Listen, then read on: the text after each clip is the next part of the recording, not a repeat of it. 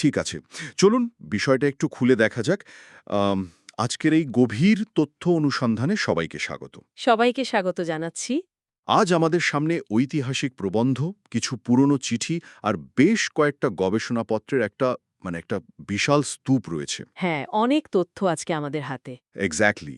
আর এই সব কিছুর কেন্দ্রবিন্দুতে একটা এমন জায়গা আছে যার নাম শুনলে প্রথমেই হয়তো আপনার খুব বড় কোনো ঐতিহাসিক শহরের কথা মাথায় আসবে না। না, আসার কথাও নয়। জায়গাটি হলো বর্তমান ঝাড়খণ্ডের ছোটনাগপুর মালভূমিতে অবস্থিত একটা ছোট্ট বেশ ছিমছাম শহর। আপনি গিরিডির কথা বলছেন, তাই তো? ঠিক ধরেছেন, গিরিডি।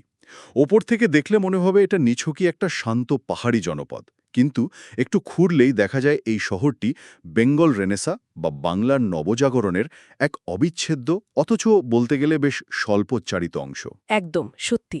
আর সবচেয়ে অবাক করা ব্যাপার হলো এই রুক্ষ মালভূমিকে কেন্দ্র করেই বিশ্বকবি রবীন্দ্রনাথ ঠাকুর এবং বিশ্ববরেণ্য বিজ্ঞানী স্যার জগদীশচন্দ্র বসুর এক অবিশ্বাস্য বন্ধুত্বের মেলবন্ধন তৈরি হয়েছিল। আজকের এই তথ্য অনুসন্ধানের মিশন কিন্তু শুধু কবে কি ঘটেছিল তার একটা শুষ্ক তালিকা তৈরি করা নয়, না, একেবারেই না। বরং ইতিহাস এবং ভূগোলের এক অদ্ভুত রসায়ন কিভাবে মানুষের সৃষ্টিশীলতা, বৈজ্ঞানিক আবিষ্কার এবং মানসিক দৃঢ়তাকে প্রভাবিত করতে পারে সেটাই আমরা গভীরভাবে বিশ্লেষণ করব। হুম, এটাই মূল লক্ষ্য। বর্তমান সময়ে ধরুন এই দৈনন্দিন জীবনের প্রবল ব্যস্ততা, গ্যাজেটের স্ক্রিন আর তথ্যের পাহাড় থেকে বাঁচতে একটা ক্ল্যারিটি বা মানসিক প্রশান্তির খুব প্রয়োজন হয়। ভীষণ প্রয়োজন হয়। ঊনবিংশ শতাব্দীর সেই সময়টাতেও কিন্তু শহরের কোলাহল থেকে দূরে গিয়ে একটা আশ্রয় খোঁজার প্রবল তাগিদ ছিল। পরিবেশের নীরবতা কিভাবে একাধারে একজন কবির কলমে যুগান্তকারী গান তুলে আনতে পারে, আবার একই সঙ্গে একজন বিজ্ঞানীর গবেষণায় সম্পূর্ণ নতুন দিগন্ত খুলে দিতে পারে, এই দিকটি আজকের আলোচনার মূল উপজীব্য। ওই যে আপনি দৈনন্দিন ব্যস্ততা থেকে দূরে গিয়ে প্রশান্তি খোঁজার কথা বললেন, ওটা দিয়ে আজকের গল্পটা শুরু করা যাক। হ্যাঁ, সেটাই ভালো হবে। ঊনবিংশ শতাব্দীর কলকাতার কথা যদি আমরা ঐতিহাসিক সূত্রগুলো থেকে একটু কল্পনা করার চেষ্টা করি, দৃশ্যটা কিন্তু বেশ ভয়াবহ। বেশ কষ্টকর ছিল তখনকার জীবনযাত্রা। একদম। কোনো এয়ার কন্ডিশনার নেই, চারিদিকে শিল্পায়নের প্রথম দিকের কালো ধোঁয়া, আর বছরের একটা বড় সময় জুড়ে সাংঘাতিক ভ্যাপসা গরম। তার উপর অস্বাস্থ্যকর পরিবেশ তো ছিলই। হ্যাঁ, ম্যালেরিয়া বা কলেরার মতো রোগের প্রকোপ লেগেই থাকত তখন। এই দমবন্ধ করা পরিবেশ থেকে বাঁচতে সেকালের বাঙালি ভদ্রলোক শ্রেণীর মধ্যে একটা বিশেষ রেওয়াজ গড়ে উঠেছিল। চিকিৎসকদের পরিভাষায় একে বলা হতো, একটা গালভরা নাম ছিল পশ্চিমের হাওয়া বদল। হাওয়া বদল ব্যাপারটা খুব জনপ্রিয় ছিল তখন। হ্যাঁ, বিষয়টা অনেকটা আজকালকার দিনে কর্পোরেট কর্মীদের ওই ওয়েলনেস রিট্রিটে যাওয়ার মতো আর কি। দারুণ তুলনা। স্বাস্থ্য উদ্ধারের জন্য কলকাতার ওই কোলাহল থেকে দূরে গিরিডি, মধুপুর এবং শিমুলতলার মতো জায়গাগুলোতে এই হাওয়া বদলের চল শুরু হয় তখন। এখানকার শুষ্ক আবহাওয়া আর খনিজ গুণসমৃদ্ধ জলকে শ্বাসকষ্ট এবং পেটের রোগের জন্য দারুণ উপকারী বলে মনে করা হতো। বিজ্ঞানসম্মত একটা কারণ ছিল যাওয়ার পেছনে। ঠিক সেখানে তৈরি হতে লাগলো বিশাল সব বাংলো, যেখানে সাবেকি বাঙালি উঠোনের সঙ্গে কলোনিয়াল নিও ক্লাসিক্যাল স্থাপত্যের এক অদ্ভুত মিশ্রণ চোখে পড়ত। যদি আমরা বিষয়টিকে বৃহত্তর প্রেক্ষাপটে দেখি, তাহলে এই হাওয়া বদল ব্যাপারটার মধ্যে শুধু শারীরিক সুস্থতার চেয়ে অনেক বেশি কিছু লুকিয়েছিল। যেমন? এটি একটি গভীর মানসিক ও আধ্যাত্মিক প্রয়োজনও মেটাত। ঠাকুর পরিবারের কথা ধরা যাক। তারা ছিলেন ব্রাহ্ম সমাজের অনুসারী। হ্যাঁ, একেশ্বরবাদে বিশ্বাসী। একদম। এই সমাজ সংস্কার আন্দোলনে একেশ্বরবাদ এবং প্রকৃতির সঙ্গে আধ্যাত্মিক সংযোগের ওপর প্রবল জোর দেওয়া হতো। কলকাতার শহরের ওই ইট, কাঠ, পাথরের খাঁচার বাইরে গিয়ে এমন একটি পরিবেশের খোঁজ ছিল যেখানে ধ্যান এবং মননশীল চর্চা একেবারে বাধাহীনভাবে চলতে পারে। একটা উপযুক্ত পরিবেশের খোঁজ। ঠিক তাই। 1873 সালের একটা ঘটনার কথা এখানে উল্লেখ করা প্রয়োজন। ওই বছর কিশোর রবীন্দ্রনাথ তার পিতা দেবেন্দ্রনাথ ঠাকুরের সঙ্গে হিমালয় ভ্রমণে গিয়েছিলেন। এটা তো তার জীবনের একটা বড় মাইল ফলক। হ্যাঁ, সেই ভ্রমণ তার মনে পাহাড় আর অরণ্য সম্পর্কে এক গভীর শ্রদ্ধাবোধ তৈরি করেছিল, যে কারণে গিরিডির মতো রুক্ষ অথচ প্রাকৃতিক সৌন্দর্যমণ্ডিত জায়গাকে তিনি নিছক কোনো জঙ্গল বা হাওয়া বদলে জায়গা হিসেবে দেখেননি। তাহলে কি হিসেবে দেখেছিলেন? তার চোখে এটি ছিল প্রাচীন ভারতের সেই পবিত্র তপবন বা অরণ্য সংস্কৃতির এক জীবন্ত রূপ। বাহ, তপবন! ভৌগোলিক পরিবেশের এই বৈপরীত্যটা কিন্তু রবীন্দ্রনাথের লেখাতেও গভীরভাবে ছাপ ফেলেছিল। তা তো বটেই। সাধারণত রবীন্দ্রনাথের সৃষ্টির কথা ভাবলেই আমাদের চোখের সামনে ভেসে ওঠে শিলাইদহ বা পদ্মাপাড়ের সেই স্নিগ্ধ তরল রোমান্টিকতার ছবি। ধরুন, নৌকায় বসে নদী দেখছেন কবি। খুব পরিচিত একটা ছবি এটা। হ্যাঁ, কিন্তু গিরিডিতে এলে সেই ল্যান্ডস্কেপটাই পুরো পাল্টে যায়। শিবুলতলা, পবিত্র জৈন তীর্থস্থান, পরেশনাথ পাহাড় এবং উশ্রী নদীর রুক্ষ পাথরে পার তার জন্য এক সম্পূর্ণ নতুন অনুপ্রেরণার উৎস হয়ে দাঁড়ায়। নদীর পাড়টাই অন্যরকম ওখানে। একদম। পদ্মার ওই নরম পলির বদলে গিরিডির এই রুক্ষ মালভূমি, পাথুরে জমি আর শুষ্ক পরিবেশ তার কবিতা এক বিশাল পরিবর্তন নিয়ে আসে। এখানে এসে তার লেখায় অনেক বেশি মাটির কাছাকাছি থাকা দৃঢ় এবং রুক্ষ জীবনের ছবি ফুটে উঠতে থাকে। একটা কাঠিন্য চলে আসে লেখায়। ঠিক বলেছেন। চারপাশের এই পাথুরে স্থায়িত্ব যেন তাকে এক নতুন ধরনের মানসিক কাঠিন্য জুগিয়েছিল। আর এই মানসিক কাঠিন্যের সবচেয়ে বড় পরীক্ষা দিতে হয়েছিল এর ঠিক কয়েক বছর পরেই। ১৯০৫ সালের কথা বলছেন তো? হ্যাঁ, সালটা ১৯০৫। ভারতের রাজনৈতিক ইতিহাসে একটা প্রবল ঝড়ের সময়, বঙ্গভঙ্গ এবং স্বদেশী আন্দোলন। লর্ড কার্জন যখন বাংলাকে ভাগ করার সিদ্ধান্ত নিলেন, তখন পুরো দেশ রাজনৈতিকভাবে উত্তাল হয়ে উঠল। একটা উত্তেজনার পরিবেশ তৈরি হলো। একদম। তৎকালীন সূত্রগুলো ঘাটলে দেখা যায়, সেই সময়ে রাজনৈতিক অঙ্গন মূলত দুটি ধারায় বিভক্ত হয়ে পড়েছিল। আচ্ছা। একদিকে ছিল সেই রাজনৈতিক গোষ্ঠী যারা অনেক বেশি উগ্র এবং আক্রমণাত্মক আন্দোলনের পথে হাঁটতে চাইছিলেন। বিদেশি পণ্য বয়কট থেকে শুরু করে পথে নেমে প্রবল বিক্ষোভ দেখানোই ছিল তাদের মূল লক্ষ্য। আর অন্যদিকে? অন্যদিকে ছিলেন রবীন্দ্রনাথ, যিনি এই আগ্রাসী রাজনৈতিক আন্দোলনের বদলে জোর দিচ্ছিলেন অভ্যন্তরীণ সামাজিক সংস্কার, দেশীয় শিল্পের বিকাশ, গ্রামোন্নয়ন এবং আত্মনির্ভরশীলতার উপর। মানে ভেতর থেকে নিজেদের শক্ত করা। ঠিক। তার মতে শুধু ব্রিটিশদের বিরোধিতা করলেই হবে না, নিজেদের ভেতর থেকে শক্তিশালী হতে হবে। এই আদর্শগত পার্থক্যের কারণে রবীন্দ্রনাথ সেই সময়কার মূল স্রোতের রাজনৈতিক নেতাদের কাছ থেকে অনেকটাই বিচ্ছিন্ন হয়ে পড়েছিলেন। এখানে বিষয়টা সবচেয়ে চমকপ্রদ হয়ে ওঠে। একজন মানুষের জন্য এরকম একটা পরিস্থিতি কতটা চাপের হতে পারে ভাবা যায়। প্রচণ্ড চাপের। চারপাশের মানুষ, এমনকি নিজের কাছের অনেকেও যখন রাজনৈতিক মতাদর্শের কারণে দূরে সরে যাচ্ছে, তখন সেই তীব্র একাকিত্ব একজন স্রষ্টাকে একেবারে ভেঙে চুরমার করে দিতে পারত। হ্যাঁ, মানসিকভাবে বিপর্যস্ত করে দেওয়াটাই স্বাভাবিক ছিল। কিন্তু ঠিক এই নিঃসঙ্গ রাজনৈতিক প্রেক্ষাপটেই গিরিডির ওই শান্ত সমাহিত পরিবেশ রবীন্দ্রনাথের জীবনে এক জাদুকরী ভূমিকা পালন করে। কলকাতার সেই তীব্র রাজনৈতিক কোলাহল আর মতবিরোধ থেকে বহু দূরে গিরিডির নির্জনতায় বসেই তিনি রচনা করেন তার জীবনের অন্যতম শ্রেষ্ঠ এবং প্রভাবশালী গানটি, একলা চলরে। একদম ঠিক। যদি তোর ডাক শুনে কেউ না আসে, তবে একলা চলরে। গানটি ১৯০৫ সালের সেপ্টেম্বর মাসে ভান্ডার পত্রিকায় প্রথম প্রকাশিত হয়। আর মজার ব্যাপার হলো, এর আসল শিরোনাম ছিল একা। বাহ, একা! খুব মানানসই নাম। হ্যাঁ, নিজের আদর্শে অটুট থেকে একা পথে চলার এই যে মন্ত্র, তা ওই রুক্ষ মালভূমির বুকেই জন্ম নিয়েছিল। এই গানের পেছনের সাংগীতিক কাঠামোটাও কিন্তু গভীরভাবে বিশ্লেষণের দাবি রাখে। কিভাবে? গবেষণাপত্রগুলো থেকে জানা যায়, বাংলার বাউল এবং কীর্তন ধারার প্রবল প্রভাব ছিল এই গানে। বিশেষ করে হরিনাম দিয়ে জগৎ মাতালে আমার একলা নিতাই রে নামক প্রচলিত কীর্তন গানটির সুর এবং ভাবের ছায়া এতে স্পষ্ট। আর হ্যাঁ, সুরটা তো অনেকটাই মিলে যায়। ঠিক তাই। রবীন্দ্রনাথ গিরিডিতে বসে এই ধর্মীয় বা আধ্যাত্মিক সুরটিকে এক ধর্মনিরপেক্ষ, দেশাত্মবোধক এবং ব্যক্তির স্বাধীনতার মন্ত্রে রূপান্তরিত করেছিলেন। অনবদ্য একটা রূপান্তর। পরিবারের বৌদ্ধিক ও সাংগীতিক আদান-প্রদান বিন্দুমাত্র থেমে থাকেনি। কাজ চলতেই থাকত। একদম। পরবর্তীতে এই গানের প্রভাব কতদূর ছড়িয়েছিল তা তো ইতিহাস। মহাত্মা গান্ধী যখন তার রাজনৈতিক ও ব্যক্তিগত জীবনে অত্যন্ত কঠিন এবং নিঃসঙ্গ সংগ্রামের মধ্যে দিয়ে যাচ্ছিলেন, তখন এই একলা চলরে গানটি তাকে অবিরাম আধ্যাত্মিক শক্তি জুগিয়েছিল। গান্ধীর খুব প্রিয় গান ছিল এটা। হ্যাঁ, শুধু তাই নয়, গীতবিতানের স্বদেশ পর্যায়ের আরেকটি অত্যন্ত শক্তিশালী গান, বিধির বাঁধন কাটবে তুমি, এমন শক্তিমান, যেখানে এক অদ্ভুত বিদ্রোহী সত্তার প্রকাশ রয়েছে, সেটিও এই গিরিডিতেই রচিত হয়েছিল। অবিশ্বাস্য। গিরিডি শহরটা শুধু রবীন্দ্রনাথের রাজনৈতিক একাকিত্বের আশ্রয়ই ছিল না, এটি হয়ে উঠেছিল শিল্প আর বিজ্ঞানের এক অভূতপূর্ব মিলনস্থল। এটা নিয়ে কথা বলা খুব জরুরি। হ্যাঁ, এই সময় কথা বলতে গেলে আরেকজন কিংবদন্তি মানুষের কথা বলতেই হবে, বিজ্ঞানী স্যার জগদীশচন্দ্র বসু। বিজ্ঞান ও কবিতার যে এরকম একটা অনন্য মেলবন্ধন হতে পারে তা এদের দুজনের বন্ধুত্ব না দেখলে বিশ্বাস করা কঠিন। একেবারে দুই ভিন্ন জগতের মানুষ।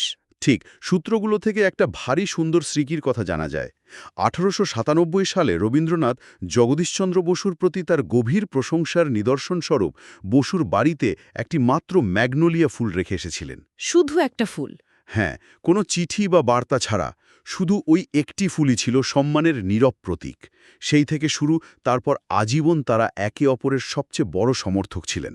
এখানে সবচেয়ে কৌতূহল উদ্দীপক বিষয়টা হল কিভাবে দুটি সম্পূর্ণ ভিন্ন জগৎ একে অপরের পরিপূরক হয়ে উঠেছিল। সেটাই তো আশ্চর্যের।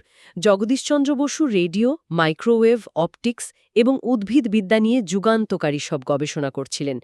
ক্রেস্কোগ্রাফ যন্ত্রের আবিষ্কার তাকে বিশ্বব্যাপী পরিচিতি দেয়। এই ক্রেস্কোগ্রাফ যন্ত্রটা আসলে কি ছিল, মানে খুব সাধারণ ভাষায় যদি বলেন? খুব সহজভাবে বললে, এটি এমন এক সূক্ষ্ম যন্ত্র যা গাছের ভেতরের আণুবীক্ষণিক নড়াচড়াকে প্রায় 10,000 গুণ বড় করে দেখাতে পারত। 10,000 গুণ? হ্যাঁ, অর্থাৎ কোনো গাছে সামান্য আঘাত লাগলে বা রাসায়নিক দেওয়া হলে গাছটি কিভাবে শিউরে উঠছে বা সাড়া দিচ্ছে তা এই যন্ত্রের মাধ্যমে মানুষের চোখে দৃশ্যমান হয়ে উঠল। একেবারে চোখের সামনে। একদম। বসু প্রমাণ করলেন যে উদ্ভিদেরও স্নায়ুদিক অনুভূতি রয়েছে। রবীন্দ্রনাথ এই আবিষ্কারের মধ্যে নিছক ল্যাবরেটরির বিজ্ঞান দেখেননি। তিনি এর মধ্যে প্রাচীন উপনিষদের সেই প্রাণ বা মহাবিশ্বের সর্বত্র স্পন্দিত শক্তির বৈজ্ঞানিক প্রমাণ দেখতে পেয়েছিলেন। প্রাচ্যের দর্শনের সাথে একটা মিল খুঁজে পেলেন। ঠিক তাই। প্রাচ্যের আধ্যাত্মিক দর্শন আর পাশ্চাত্যের বস্তুনিষ্ঠ বিজ্ঞানের এই যে মিলন, এটাই রবীন্দ্রনাথকে মুগ্ধ করেছিল। কল্পনা কাব্যে রবীন্দ্রনাথ বসুকে উদ্দেশ্য করে লিখেছিলেন যে তিনি পশ্চিমের বিজ্ঞান মন্দির থেকে দরিদ্র ভারতমাতার জন্য বিজয়ের মালা নিয়ে এসেছেন। কি সুন্দর বর্ণনা! হ্যাঁ, রবীন্দ্রনাথের পুত্র রথীন্দ্রনাথের স্মৃতিকথা পড়লে এই বন্ধুত্বের একটা ঘরোয়া রূপ দেখতে পাওয়া যায়। রথীন্দ্রনাথ লিখছেন, গিরিডিতে এই দুই মনীষী ঘণ্টার পর ঘণ্টা নিজেদের গল্প এবং বিজ্ঞানের পরীক্ষা নিরীক্ষা নিয়ে আলোচনা করতেন। ভাবা যায় ড্রয়িং রুমে বসে এমন আলোচনা। একদম। ড্রয়িং রুমে বসে হয়তো একজন তার নতুন লেখা ছোট গল্প পড়ে শোনাতেন, আর অন্যজন শোনাতেন উদ্ভিদের সংবেদনশীলতা নিয়ে তার সদ্য করা ল্যাবরেটরি টেস্টের ফলাফল। গিরিটির ঝান্ডা ময়দানের কাছে বসুর যে বাড়িটি ছিল, সেখানে বসেই তিনি তার ক্রেস্কোগ্রাফ যন্ত্রের উন্নতি সাধনের কাজ করেছিলেন। আচ্ছা, ওখানেই কাজ করতেন? হ্যাঁ, এই আড্ডাগুলো শুধুই গল্পগুজব ছিল না, বরং একে অপরের কাজের জন্য একটা বিশাল বৈদিক উদ্দীপনা হিসেবে কাজ করত। তবে এই বন্ধুত্বের একটা খুব বাস্তবিক এবং লড়াকু দিকও ছিল, যা অনেক সময় আড়ালে থেকে যায়। কোন দিকটার কথা বলছেন? জগদীশচন্দ্র বসু যখন প্রেসিডেন্সি কলেজে কর্মরত, তখন ব্রিটিশ প্রশাসনের তরফ থেকে তাকে চরম বর্ণবৈষম্য এবং অর্থাভাবের সম্মুখীন হতে হয়েছিল। হ্যাঁ, এটা একটা বড় সমস্যা ছিল। ইউরোপীয় অধ্যাপকদের তুলনায় তাকে অনেক কম বেতন দেয়া হতো এবং গবেষণার জন্য কোনো উন্নত ল্যাবরেটরি বা পর্যাপ্ত অর্থ বরাদ্দ করা হতো না। একটা সময় এমন আসে যখন এই বৈষম্যের প্রতিবাদে বসু তার বেতন নেওয়াই বন্ধ করে দেন, কিন্তু গবেষণা চালিয়ে যান। অদম্য জেদ ছিল তার। সেই চরম সংকটের মুহূর্তে রবীন্দ্রনাথ কিন্তু শুধু দূর থেকে সহানুভূতি দেখিয়ে বসে থাকেননি। তিনি রীতিমতো মাঠে নেমে তহবিল সংগ্রহের কাজ শুরু করেন। বাহ! নিজের প্রভাব খাটিয়ে ত্রিপুরার মহারাজা রাধাকিশোর মানিক্যর কাছ থেকে এক বিশাল অঙ্কের আর্থিক সহায়তা জোগাড় করে দেন তিনি। ওই অর্থের জোরেই বসু ইংল্যান্ডে গিয়ে তার অত্যন্ত গুরুত্বপূর্ণ গবেষণা নির্বিঘ্নে চালিয়ে যেতে পেরেছিলেন। মানে একটা বিরাট সাহায্য। একদম। অর্থাৎ একজন কবি সরাসরি পৃষ্ঠপোষকতা কিভাবে একটি পরাধীন দেশের বিজ্ঞান চর্চাকে বাঁচিয়ে রেখেছিল, গিরিডির প্রেক্ষাপটে এটি সত্যি এক অবিস্মরণীয় ইতিহাস। এই দুই মহারথীর বন্ধুত্বের আখ্যানে ইতিহাস যেন একটা অদ্ভুত রহস্যময় সমাপতনও লুকিয়ে রেখেছে। ঐতিহাসিক সূত্র ঘাটতে গিয়ে ক্যালেন্ডারের একটি নির্দিষ্ট তারিখ বারবার ঘুরে ফিরে এসেছে। কোন তারিখ? 23শে নভেম্বর। এই তারিখটির সঙ্গে ঠাকুর এবং বসুর এক অদ্ভুত করুণ সংযোগ জড়িয়ে আছে। ঘটনাগুলোর দিকে তাকালে রীতিমতো বিস্ময় জাগে। এই নির্দিষ্ট তারিখটির পেছনের ইতিহাস সত্যি শোকাবহ। ১৯০২ সালের ২৩শে নভেম্বর রবীন্দ্রনাথ তার স্ত্রী মৃণালিনী দেবীকে হারান। খুব কষ্টের সময় ছিল সেটা। হ্যাঁ, এই গভীর শোক সামলে ওঠার আগেই ঠিক ৫ বছর পর ১৯০৭ সালের ওই একই তারিখ অর্থাৎ ২৩শে নভেম্বর তার কনিষ্ঠ পুত্র সমী মারা যায়। পরপর এরকম আঘাত? আর এর ঠিক ৩ দশক পর ১৯৩৭ সালের ২৩শে নভেম্বর তার সবচেয়ে কাছের বন্ধু জগদীশচন্দ্র বসু এই গিরিডি শহরেই শেষ নিঃশ্বাস ত্যাগ করেন। মৃত্যু এবং হারানোর এই গভীর শোক মানুষের মনস্তত্ত্বে এক ব্যাপক প্রভাব ফেলে। তা তো বটেই। আর রবীন্দ্রনাথের মতো সংবেদনশীল মানুষের ক্ষেত্রে তা গীতাঞ্জলির মতো কাব্যে এক অন্য মাত্রার আধ্যাত্মিকতা নিয়ে এসেছিল। তিনি এমনিতেই তার জীবনের বিভিন্ন পর্যায়ে অতীন্দ্রিয়বাদ এবং মানুষের নিয়তি নিয়ে বিস্তর ভেবেছেন। তবে গিরিডির প্রভাব কেবল মৃত্যুচিন্তা বা আধ্যাত্মিকতাতেই সীমাবদ্ধ ছিল না। এই অঞ্চলের প্রাকৃতিক পরিবেশ এবং আদিবাসী জীবন রবীন্দ্রনাথের সামাজিক এবং পরিবেশগত দর্শনের মোড় ঘুরিয়ে দিয়েছিল। কিভাবে? গিরিডিতে অবস্থানকালে তিনি স্থানীয় সাঁওতাল আদিবাসীদের জীবনযাত্রা খুব কাছ থেকে পর্যবেক্ষণ করেন। সেখানকার উদ্ভিদ ও প্রাণীকুলের প্রতি তার এই গভীর পর্যবেক্ষণ তাকে আধুনিক শিল্পায়নের যে আগ্রাসী ক্ষুধা বা প্রকৃতিকে ধ্বংস করে এগিয়ে যাওয়ার যে প্রবণতা সে সম্পর্কে ভীষণভাবে সতর্ক করেছিল। একটা দূরদৃষ্টি ছিল তার। একদম। তিনি বুঝতে পেরেছিলেন যে প্রকৃতির সঙ্গে মানুষের একটি সুষম সম্পর্ক থাকা কতটা জরুরি। শুধু তাই নয়, পশু পাখির প্রতি গভীর সংবেদনশীলতার কারণে একসময় তিনি নিরামিষাশীও হয়ে ওঠেন। এটা একটা বড় পরিবর্তন। হ্যাঁ, মজার ব্যাপার হল জগদীশচন্দ্র বসুর উদ্ভিদের সংবেদনশীলতা নিয়ে যে বৈজ্ঞানিক কাজ, রবীন্দ্রনাথের এই জীবপ্রেমের দর্শন যেন তারই এক দার্শনিক প্রতিরূপ। একদম ঠিক।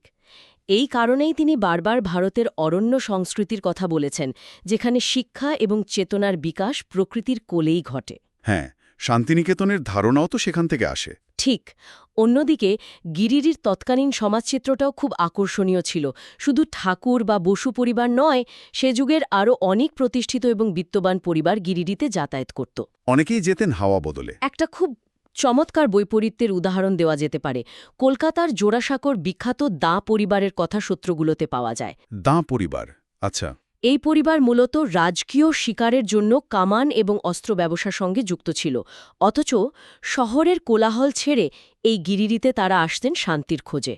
ভারী অদ্ভুত বৈপরীত্য। হ্যাঁ, আবার দেশবন্ধু চিত্তরঞ্জন দাশের ভাই পিয়ার দাসের মতো প্রতিষ্ঠিত আইনজীবীদেরও যাতায়াত ছিল সেখানে। অর্থাৎ সব মিলিয়ে গিরিডি শহরটা যেন বেঙ্গল ভেনেসার এক প্রকার বৈঠকখানা বা ড্রয়িং রুমে পরিণত হয়েছিল। সুন্দর বলেছেন, বৈঠকখানা। যেখানে একদিকে অস্ত্র ব্যবসায়ী থেকে শুরু করে অন্যদিকে কবি, বিজ্ঞানী, রাজনীতিকরা এক অনানুষ্ঠানিক পরিবেশে একত্রিত হতেন। ঠিক। তাহলে এই সব কিছুর আসল অর্থ কি? এই সমস্ত ঐতিহাসিক সূত্র বিশ্লেষণ করে আমরা ঠিক কোন উপসংহারে পৌঁছাতে পারি? খুব সহজভাবে বলতে গেলে গিরিডি শুধু ভারতের মানচিত্রে থাকা একটি ছোট ছিমছাম শহর নয়, এটি প্রতিকূলতার বিরুদ্ধে মাথা উঁচু করে ঘুরে দাঁড়ানোর এক জীবন্ত প্রতীক। একদম তাই। শিল্প এবং বিজ্ঞানের এমন দূরদর্শী মেলবন্ধন খুব কম জায়গাতেই দেখা যায়।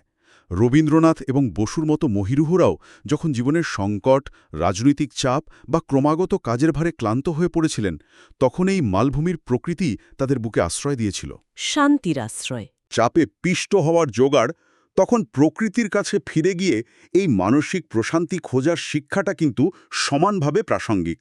আজকের এই আলোচনা শেষে একটি অত্যন্ত কৌতূহল উদ্দীপক এবং ভাবনার বিষয় তুলে ধরতে চাই। হ্যাঁ, বলুন। আমরা দেখলাম যে গিরিডির সাঁওতাল আদিবাসীদের সহজ সরল জীবনযাত্রা রবীন্দ্রনাথের পরিবেশগত দৃষ্টিভঙ্গিকে গভীরভাবে নাড়া দিয়েছিল। তাহলে কি এমনটা হতে পারে যে আধুনিক বিশ্বকে রবীন্দ্রনাথ পরিবেশ বাঁচানোর যে বার্তা দিয়েছিলেন, কিংবা যে অরণ্য সংস্কৃতি বা ফরেস্ট কালচারের কথা তিনি বারবার তার লেখায় বলেছেন, তা নিছক প্রাচীন কোনো বৈদিক গ্রন্থ বা উপনিষদ পড়ে পাওয়া তাত্ত্বিক জ্ঞান ছিল না? খুব ইন্টারেস্টিং প্রশ্ন। বরং ছোটনাগপুর মালভূমির সেই মাটি ঘেঁষা আদিবাসী সমাজ ব্যবস্থার কাছ থেকে পাওয়া সেটাই ছিল তার একেবারে সরাসরি বাস্তব একটা শিক্ষা। প্রাচীন দর্শন এবং বাস্তব অভিজ্ঞতার এই মেলবন্ধন ইতিহাসকে নতুন করে ভাবতে বাধ্য করে। সত্যি তো, মাটির কাছাকাছি থাকা মানুষদের যাপিত জীবন অনেক সময় বড় বড় পুঁথির চেয়েও বেশি কার্যকরী শিক্ষা দিয়ে যায়। গিরিডির সেই লাল মাটি, শিমুলতলা আর উশ্রী নদীর পাড়ে লুকিয়ে থাকা এই ইতিহাস বারবার সেই শেকড়ের কথাই মনে করিয়ে দেয়। শেকড়ের টান তো অস্বীকার করার উপায় নেই। একদমই তাই। আজ আমরা অনেক অজানা পাতা উল্টে দেখলাম। এই তথ্য অনুসন্ধান আজ এখানেই শেষ করছি। চারপাশের জগৎটাকে এবং রোজকার যাতায়াতের অচেনা জায়গাগুলোকে নতুন চোখে দেখার এই যাত্রা চলতেই থাকবে। ভালো থাকবেন।